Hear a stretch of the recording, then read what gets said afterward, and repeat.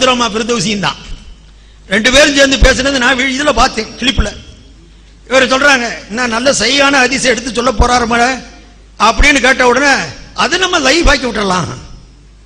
எப்படி ஹதீஸுடைய அணுகுமுறை? அது தமாஷா சொன்னேன், தமாஷா. குர்ஆன் ஹதீஸ் லைவ் ஆக்கிடுறாங்க. கிளிப் இருக்குது, நேரம் இல்ல, போட வேண்டியது இன்ஷா அல்லாஹ் அடுத்து இருக்குது, வர வேண்டிய வண்டவளம்ல வரணும்ல. 30 வருஷமா சொன்னேன் நான், எங்க ஆன்லைன்ல அப்படி இருக்குது, எங்க ஆன்லைன். இதை விட கிறிஸ்தவன் அதிகமா செய்யறான், இதை விட அவனும் செஞ்சுக்கிட்டு இருக்கிறான்.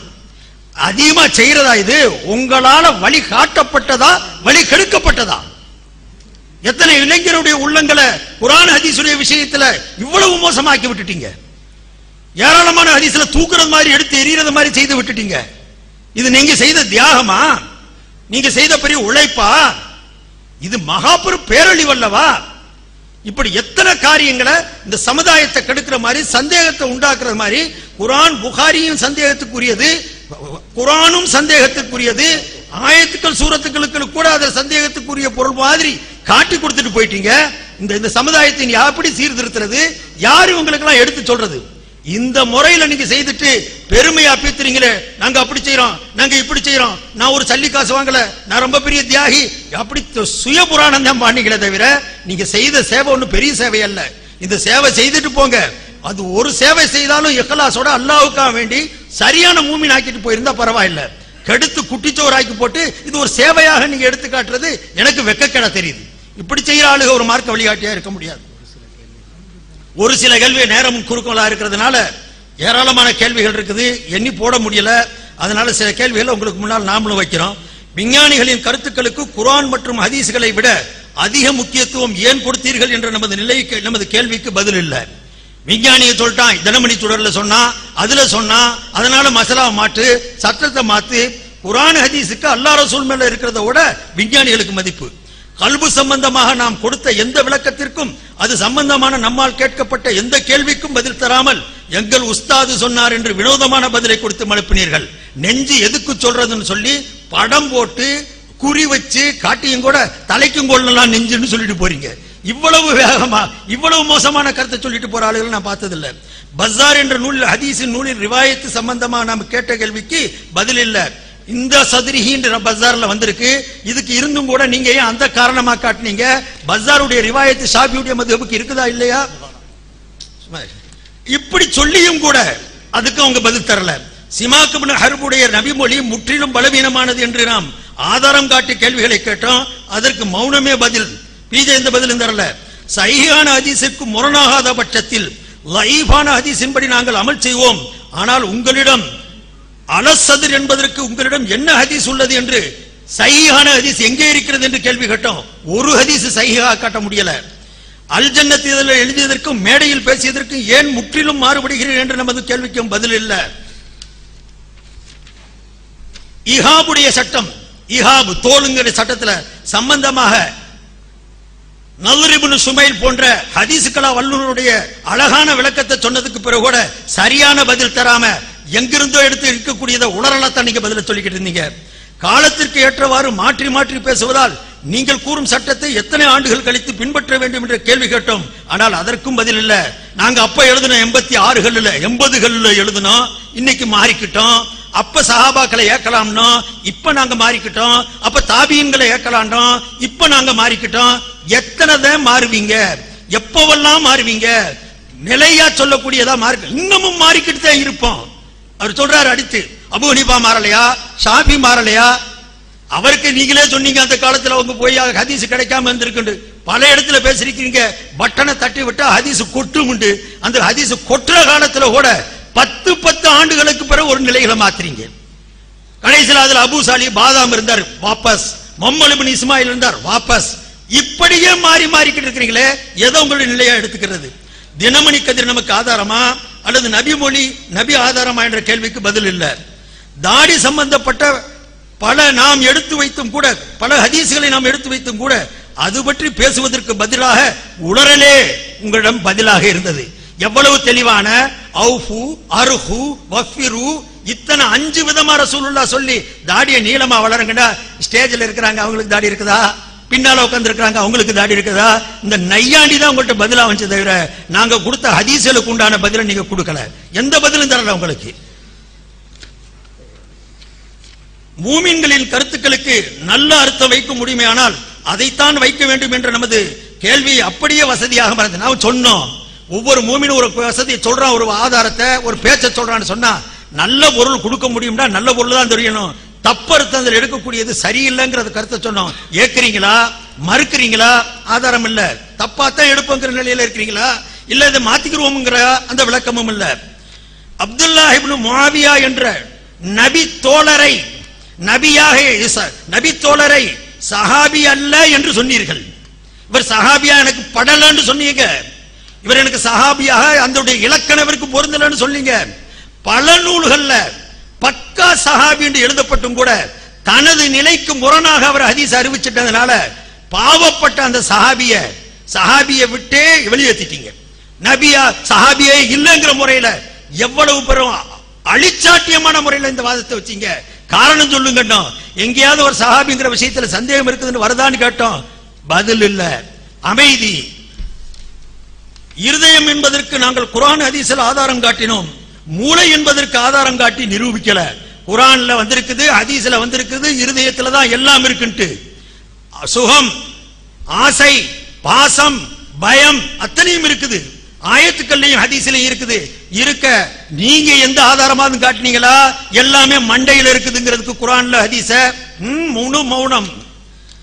ஹவுலுல் கௌசர் தடாகத்தில் நின்று கொண்டு உலக மக்கள் அனைவரையும் நபி அழைப்பார்கள் என்று ஒரு முறையும் நபி தோழர்களை மட்டும்தான், ஒரு முறையும் நபி தோழர்களை மட்டும் அழைப்பார்கள் என்று ஒரு முறையும் கூறினீர்கள். முரண்பட்டு பேசுறீங்க. முழு உம்மத்தி ரசூலுல்லாஹ் அழைப்பாங்கன்னு சொன்னீங்க. இன்னொரு இடத்துல பார்த்தா வெறும் சஹாபாக்களை மட்டும் தான் கூப்பிடுவான்னு சொன்னீங்க. ஏன் இப்படி முரண்படுறீங்கன்னு கேட்டோம். உளறல் தான் பதில், எந்த பதிலும் இல்ல. பாங்கு சொன்னால் ஷைத்தான் ஓடுவான் என்பதற்கு ஹதீஸ் மூலம் விளக்கம் கொடுத்து இது அனுபவ மூலியாக யாராவது செய்தால் மார்க்கத்துக்கு தடை இல்லை. சூரிய பாத்தியாவை சொல்லி இருக்கிறாங்க, ஓதி கொடுத்திருக்கிறாங்க, ஓதி பார்க்கறாங்க, ஷைத்தானை விரட்டுறாங்க, நோயை குறைக்கிறாங்க. நபி ஸல்லல்லாஹு அலைஹி வஸல்லம் இந்த முறையை அங்கீகரிச்சிருக்கிறாங்க. ஷிர்க் குஃப்ர் அல்லாத வார்த்தைகளை சொல்லி நீங்கள் எதையும் ஓதி பார்க்கலாம் என்ற பல ஹதீஸ்கள் மூலமாக நமக்கு அறிய கிடைக்கும் போது பாங்கு சொல்லி ஷைத்தானை விரட்டினா ஓடுவாங்க கூடிய அந்த நிலையை எடுத்து வச்சோம். மறுக்கக்கூடிய நீங்க இதுக்கு எந்த ஆதாரமும் தரல. பிஜே சம்பளம் வாங்கினார் என்பதற்கு ஆதாரத்தோடு நிரூபித்தும் கூட அது சம்பந்தமா வாயே திறக்கல. நாங்க சம்பளம் வாங்கவும் இல்ல, வாங்குவதாகவும் இல்ல. பெரிய டயலாக் விட்டீங்க. அவன் சம்பளம் கொடுத்தவன் இங்கேயே உட்கார்ந்துகிட்டு முழு வவுச்சரை காட்டுறான், வான்னு சொல்றான். அதே மாதிரி ஒவ்வொரு இடத்துலயும் உங்க இவ்வளவு வந்தாரு, சம்பளம் வாங்கினாரு, இந்த கூட்டத்துக்கு வந்தாரு, இவ்வளவு பெத்துட்டு போனாரு, ஒவ்வொருத்தரும் சொல்லிக்கிட்டு இருக்கான். இப்ப சொல்றாரு அவர் வெளியே போனதுக்கு பிறகு சொல்றாரு, வெளியே போனதுக்கு பிறகு சொல்லக்கூடிய ஆளுடைய பேச்சை ஏற்க கூடாது அப்படின்னா நீங்க கூட என்னுடைய எதிரியாத்தான் இருக்கிறீங்க. உங்க பேச்சை நான் ஏன் ஏற்கணும்? எதிரியா போறவன் பேச்சை விட்டு தானே போவீங்க. அப்படி ஒவ்வொரு பேச்சையும் தள்ளிட்டு போயிட்டா எப்படி நிரூபிக்கிறது?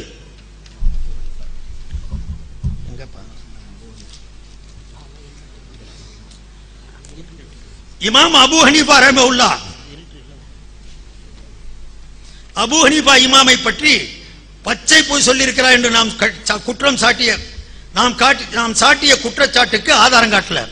அபூ ஹனீஃபா சொன்னார் நஹ்னு ரிஜாலுன் வஹும் ரிஜாலுன் சொன்னதாக, யாரை பத்தி? சஹாபாக்களை பத்தி சொன்னதாக சொன்னார். அது இருந்தா கிளிப்பு கொடுங்கன்னு கேட்டோம், ஆதாரம் காட்டுங்கன்னு கேட்டோம். அவர் தாபியின்களுடைய விஷயத்தை சொன்னதை சஹாபாக்களை வீழ்த்துறதுக்காக வேண்டி, சஹாபாக்களை மட்டம் தட்டுறதுக்காக வேண்டி தன்னுடைய நிலைக்கு எங்க இமாமையும் சப்போர்ட்டுக்கு கூப்பிட்டீங்க. சப்போர்ட்டுக்கு கூப்பிட்டு அதை அவங்களும் வந்து சொல்லி இருக்கிறாங்க அப்படின்னு ஒரு பொய்யான செய்தியை சொன்னீங்க. சரியான விஷயமாக சரியான ரிவாயத்தாக இருந்தா சனது இது கொடுங்க, எங்களுக்கு ஆதாரம் கொடுங்கன்னு கேட்டோம். கடைசி வரைக்கும் அவர் சொல்லல. ஒரு தாளை கொடுத்தா அதில் அவர் சொன்னது ஒன்று இல்லை, இதை முன்பே சொல்லி இருந்தார் அவர்.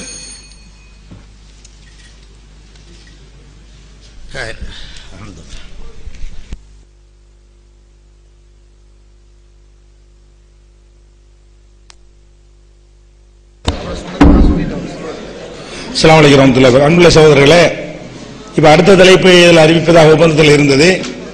அடுத்த தலைப்பு சம்பந்தமாக சில விஷயங்கள் இன்னொரு பேசி அதை அவங்க சொல்றேங்கிறாங்க. நாங்கள் ஏற்றுக்கொள்றது பிரச்சனை இல்லை, எங்களுக்கு அது ஒரு இதெல்லாம் நெருக்கடிலாம் கிடையாது.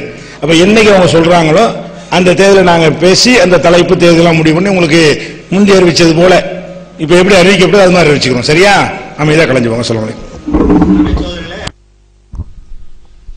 நிலைமை என்னன்னு சொன்னா, முன்னால பேசின ஒப்பந்தத்துல தலைப்புகளை 2 பேரும் தொகுத்து இருவரும் பார்த்து சரி பார்த்து கையெழுத்து போட்டதுக்கு பிறகு வெளியிடலாம்னு பேசி முடிச்சிருந்தோம். ஆனா அவங்க தலைப்புகளை தானா எடுத்து அவசரமா உடனே ஆட்கள் இருக்கிறதுனால உடனுக்குடன் அதை செட் பண்ணி வெளியிட்டாங்க. அது எனக்கு வந்தது, மெயில் அனுப்பினாங்க. அதுல நான் எடுத்து வைத்திருக்கக்கூடிய தலைப்புடைய வாசகங்கள் மாற்றப்பட்டுருச்சு. தவறான பொருத்தரும்படியான பல வாசகங்கள் அதுல இருந்துச்சு. உடனே நான் அவங்களுக்கு மெயில் அனுப்பி 2 நாள்ல நான் மெயில் அனுப்பினேன். அதுல எழுதி இந்த மாதிரி தலைப்புகள்ல பல வித்தியாசம் இருக்குது. 2 பேரும் அந்த இதை பார்த்துட்டு நேரடியா நம்ம எடுத்துக்கிட்ட அந்த சீடிகளை பார்த்துட்டு தொகுத்து நான் அனுப்புறேன். அனுப்பிச்ச பிறகு நீங்க அதில் தவறு திருத்தி 2 பேரும் சேர்ந்து கையெழுத்து போட்டு நம்ம அதுக்கு பிறகு வெளியிடலாம்னு சொல்லியிருந்தேன். அவர் அதே மாதிரி எழுதுறாங்க, உங்களுடைய இது வந்துருச்சுன்னு எழுதுறாங்க. ஆனா அதோட நானும் எழுதிருந்தேன் 3 மாசம் 4 மாசத்துக்கு குறைய அதுக்கு எதுக்கு வெளியிடணும்? நெருக்கத்துல வெகு தூரம் இருக்குன்னு வெகு காலம் இருக்குது, சமீபத்தில் வெளியிட்டா போதும்னு எழுதிட்டு ஏறத்தாழ 1.5 மாசத்துக்கு முன்னாடி அனுப்பி வச்சேன். அவர் அனுப்பியிருந்தாரு, ரிஜிஸ்டர் தபாலும் அனுப்பினாரு. அது எல்லாமே இருக்குது. ரிஜிஸ்டர் தபாலும் அனுப்பி வச்சிருந்தாங்க. அல்ஹம்துலில்லாஹ் நான் அனுப்பி வச்சேன். ஆனா அவர் அதை சரிப்படுத்தியோ நிறைகுறை பார்த்து எனக்கு திருப்பி அனுப்பவும் இல்லை, அதை வெளியிடவும் இல்லை, வெளியிடவே இல்லை. பழைய செய்திகளா தானா வெளியிட்டிருந்ததுதான் வெளியிட்டிருந்தாங்க. அதனால நம்ம உடனடியாக எந்த இதை எடுக்கிறது, கருத்துக்கள் எடுக்கிறது அல்லது தலைப்புகள் எடுக்கிறது அப்படிங்கிற பிரச்சனை வந்திருந்ததுனால இன்ஷா அல்லாஹ் தஆலா அது கொண்ட 3 பேருடைய குழு இருக்கிறாங்க. அவங்களுக்கு கலந்து அவங்களுடைய கைவசம் ஒப்படைப்போம். அதுக்கு பிறகு அவங்களுடைய வெளியிடட்டும். அவங்க ஒரு ஆலோசனை செஞ்சு எந்த ஊர்ல எந்த இடத்துல எந்த நாள்ல எந்த தலைப்புல பேசுறது இன்ஷா அல்லாஹ் முடிவு செய்யலாம். சரியா? இல்ல அதுல ஒரு சின்ன திருத்தம் என்னன்னு கேட்டா, அவர் எழுதின லிஸ்ட் நாங்க ஒத்துக்கிறோம், அது காரணம் கிடையாது. அந்த தலைப்பு அதுதான் காரணம்னா அந்த நீங்க அனுப்பின லிஸ்ட் அப்படியே ஏத்துக்கிறோம். நாங்க அனுப்பின 90 லிஸ்ட் வேணாம், அதுதான் காரணம்னா நீங்க சொல்லுங்க. வேற விஷயங்கள் பேசுறதுக்காக நீங்க அவகாசம் கேட்டா நீங்க சொல்லுங்க, நீங்க எப்ப அழைக்கிறோம் நாங்க வர்றோம், அவ்வளவுதான். எங்க தரப்புல பிரச்சனை இல்ல, அதை நாங்க அப்படியே ஏத்துக்கிறோம். உங்க தலைப்பை அதை காரணம் சொல்லக்கூடாது, நாங்க தான் ஏத்துக்கிறோம்ல. நீங்க சொன்ன அதே தலைப்பு நீங்க என்ன 90 பேசணுங்கிறீங்களோ அதை ஏத்துக்கிறோம். அல்லது வேற நிதானமா யோசிச்சு எங்க நடத்துல எப்படி அதுக்கு அவகாசம் வேணும்னு கேட்டீங்கன்னா அதை காரணமா சொல்லுங்க, நாங்க ஏத்துக்கிறோம். இல்ல ஒப்பந்தத்தை நாங்க மதிக்கிறோம். ஒப்பந்தப்படி நடக்கணுங்கக்கூடிய விருப்பம். 2 பேரும் சேர்ந்து சரி பார்த்து வெளியிட்டதுக்கு பிறகுதான் பேசணுங்கிறதா ஒப்பந்தம். அதுக்கு முன்னால வெளியிட்டதே தவறு. ஆனா வெளியிட்டீங்க நம்மளும் சகிச்சிட்டோம். அதுக்கு பிறகு உங்களுக்கு எச்சரிக்கை கொடுத்து நம்ம எழுதவும் செஞ்சோம். இந்த மாதிரி செய்திருக்கிறீங்கட்டு மாத்தி அனுப்புற பிறகு வெளியிடலாம். நீங்க மாத்தி அனுப்புனதுக்கு பிறகு அதை நிறைவுரை பார்த்து உடனுக்குடனே தபால் எழுதுற நீங்க அதுல 1.5 மாசமாய் கூட பதில் வரல. அதுக்கு பிறகு கூட நீங்க லேட்டா வெளியிடவே இல்லாம இருந்தது. இதற்கு பிறகு அவங்க முடிவெடுத்து உங்களுக்கு டிக்ளேர் செய்வோம், அறிவிப்பு கொடுப்போம். சரி, சுவாமி. சுப்ஹானல்லாஹி வ பிஹம்திஹி சுப்ஹானக்கல்லாஹும்ம வ பிஹம்திக நஷ்ஹது அன் லா இலாஹ இல்லல்லாஹ் அஸ்தக்ஃபிருக வ நதூபு.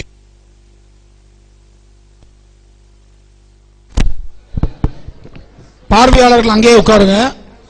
5 நிமிஷம் கழிச்சு தான் போகணும். மேடையில் இருக்கக்கூடிய பேச்சாளர்கள் போனதுக்கு அப்புறம் 5 நிமிஷம் கழிச்சு ஒவ்வொரு தரப்பா போங்க.